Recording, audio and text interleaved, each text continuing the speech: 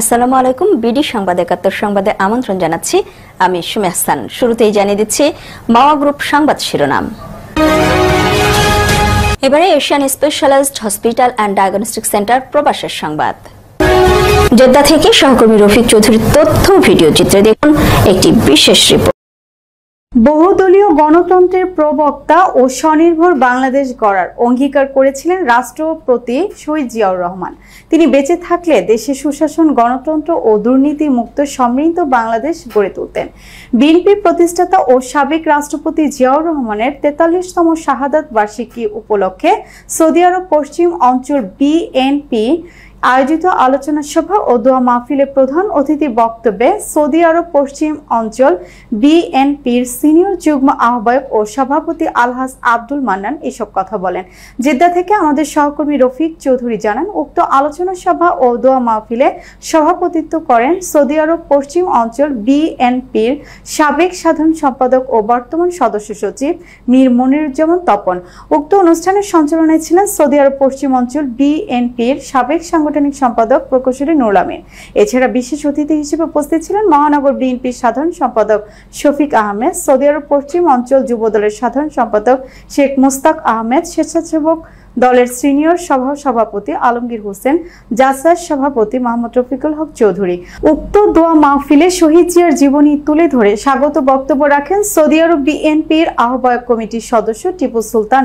এছাড়াও বক্তব্য রাখেন ইকবাল শিকদার, মফিজ আলম, নূর আল হেলাল, শাহজাহান সাজু, নজরুল ইসলাম, নাসির ব্যাপারী, মোস্তফা কামাল তারেক খান, ইউসুফ গাজী ও শাহ আলম প্রমুখ। সভাপতির বক্তব্যে মীর মনিরুজ্জামান তপন বলেন, শহীদ জিয়াউর রহমান খাল খননের মধ্য দিয়ে স্বনির্ভর বাংলাদেশ উন্নয়ন এর বাংলাদেশ গড়ে তুলেছিলেন। তার ১৯ দফা ঘোষণা ছিল এক মাইল ফলক। উক্ত দোয়া মাহফিলের শুরুতে কুরআন তেলাওয়াত করেন যুবদল নেতা সাখাওয়াত হোসেন এবং দোয়া ও মোনাজাত পরিচালনা করেন উলামা দলের সভাপতি মাওলানা আসহাব উদ্দিন। পরে নৈশভোজের মধ্য দিয়ে দোয়া মাহফিল সমাপ্তি হয়। শাহাদাত বরণ করেছে তাদেরকে তুমি জান্নাতুল ফিরদৌস নসিব করে দিও আল্লাহ। তাদের শাহাদাতকে তুমি কবুল করে নিও আল্লাহ। বিশেষ করে যারা আল্লাহ আন্দোলন সংগ্রাম করতেছে, আগে এই গণতন্ত্র প্রতিষ্ঠার রক্ষার জন্য যারা সংগ্রাম করতেছে তাদেরকে তুমি হায়াতে তয়্যিবা দান করে দিও আল্লাহ। তাদেরকে তুমি আল্লাহ হেফাজত দান করে দিও আল্লাহ। ইয়া রাহমার রাহিমিন, বিশেষ করে আমাদের দেশনেত্রী বেগম খালেদা জিয়াকে তুমি পরিপূর্ণ সুস্থতা দান করে দিও আল্লাহ।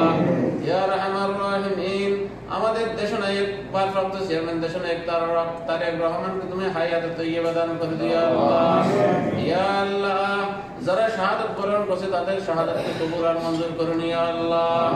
ইয়া আল্লাহ, আমাদের দল জাতীয় দল বিএনপিকে তুমি কবুল আর মঞ্জুর করে নিও আল্লাহ। আমরা যারা প্রবাস আছে আল্লাহ, আমাদের প্রবাস জীবনকে তুমি কবুল আর মঞ্জুর করে নিও আল্লাহ। আমাদের অনেক সমস্যা আছে আল্লাহ, তোমার আমাদের এই সমস্যাগুলো তুমি তোমাদের দায়িত্বে দেয়া তুমি পূরণ করে দিও আল্লাহ। ইয়া আল্লাহ, আমাদেরকে ৫ ওয়াক্ত নামাজ পড়ার তৌফিক দান করে দিও আল্লাহ। বিশেষ করে আমাদের সৌদি আরব বিএনপিকে তুমি কবুল আর মঞ্জুর করে নিও আল্লাহ।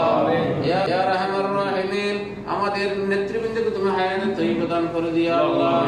ইয়া আল্লাহ, আমাদের সৌদি আরব বিএনপিকে কবুল আর মঞ্জুর করে নিও আল্লাহ।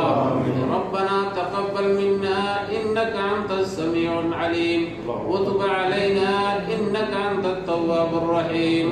ওয়া সাল্লাল্লাহু তাআলা আলা খায়রি খালকিহি মুহাম্মাদিন ওয়া আলিহি ওয়া সাহবিহি আজমাইন বিরহমাতিকা ইয়া আরহামার রাহিমিন।